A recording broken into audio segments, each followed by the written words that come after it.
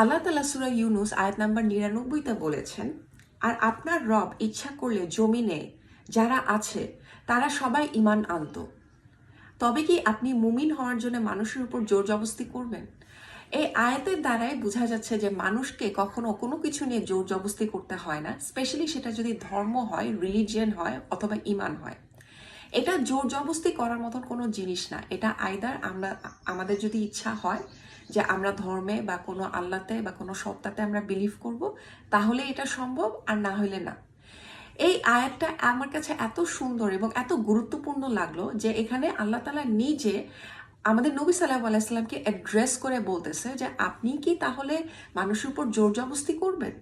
যেখানে আল্লাহ তাআলা নিজে তার নবীকে বলতেছে যে তুমি জোর জবরদস্তি করো না, সেখানে আমরা কে মানুষের উপর ঈমান নিয়ে বা রিলিজিয়ন নিয়ে জোর জবরদস্তি করার?